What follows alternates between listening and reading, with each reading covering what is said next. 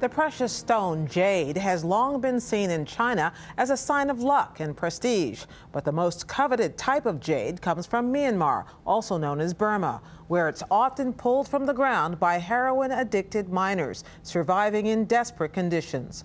Sreenivasan has this report, produced in partnership with the New York Times.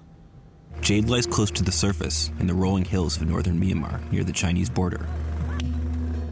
Foreigners aren't permitted anywhere near this area. Raw, it looks like many other stones, but cut and polished, its trademark green hue shines bright. Large-scale mining concessions are licensed to companies with ties to the Burmese government. Smaller-scale operations like this are mined with hand tools by Kachin workers. However, dozens of miners interviewed by the New York Times said the operations they worked for were illegally financed by Chinese businessmen. I began using drugs because of pressure from my friends. My friends said drugs were good to relieve the pain of the hard work, and the job I did was very hard. Workers queued up to buy drugs at the mines. At first I smoked heroin when I was tired from the demanding work. Later I started injecting it. Miners here believe the drugs let them work longer without stopping. Before he got HIV, Na Ring would work around the clock, working for days without sleep. He was paid $1 an hour. Dealers set up shops next to or on mining sites like this, where users are free to sell, buy, and use heroin.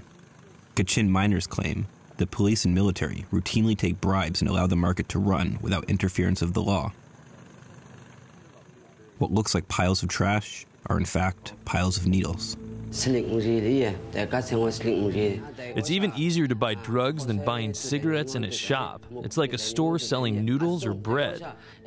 Heroin is illegal in Myanmar, but its rampant use in Kachin state and lack of drug enforcement in the mines has led many Kachin to believe that the central government is encouraging the scourge as a weapon against their people. The number of drug users has significantly increased because the Kachin people are the targeted victims of drugs. Laja, a former addict, runs rehab clinics in Machina, Kachin state's capital. He tries to help miners hooked on heroin. Sadly, he believes his success rate is lower than 5%. You can say it's an opium war, as they are using heroin as a tool for ethnic cleansing.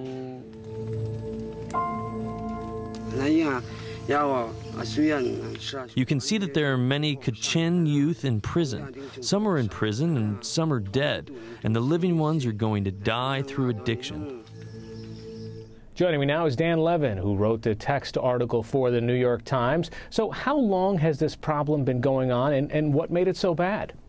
Heroin addiction in Myanmar certainly goes back at least 2 decades, when the jade trade really picked up as a result of an increase in demand from China's growing middle class. And while opium has been a serious issue in Myanmar, it was only about 20 years ago that you really started to see heroin flow into northern Myanmar and into the arms of a lot of these miners. You know, as we saw, one of the social workers in the piece said that this is a tool that can destroy an entire population, more powerful than, say, bullets that might kill a single individual. How rampant is the problem in this young population of miners? It's a very serious and widespread problem. If you talk to health professionals and international rights groups that have done a lot of work in this region, they really describe it as a humanitarian crisis. When you talk to miners, they say that pretty much 4 out of 5, basically everybody that they know in the mines is using heroin and sharing needles often. It was jarring to see those mountains of needles that heroin addicts had been using. Is there an idea of where the drugs are coming from to get into the country? Among locals and international organizations that are studying this problem, there is a sense that these drugs are actually being made elsewhere in Myanmar. The theory is that these are local militias who are seen to be protected by powers that be and are bringing these drugs into the mines where there is a ready and willing addicted population who can pay for the drugs. What's clear is that there are checkpoints around the mines.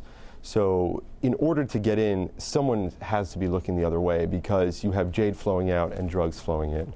Besides the demand that the Chinese middle class, or let's say just the population all over the globe, are creating, there are a couple of points in your story where you say that perhaps the Chinese have deeper involvement, that they're actually part of the infrastructure and own some of these mining camps. What sort of evidence supports that?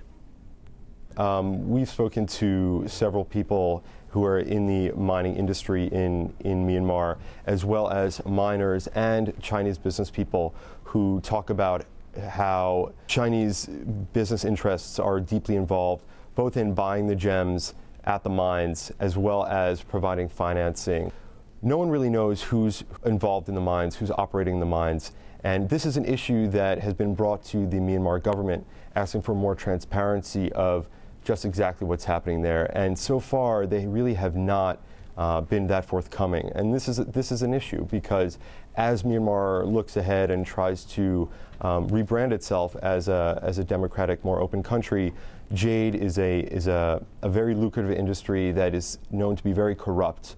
And in order to really know who's at play here, the government really has to open up the mines and the records of who's operating there. All right, Dan Levin of the New York Times. Thanks so much.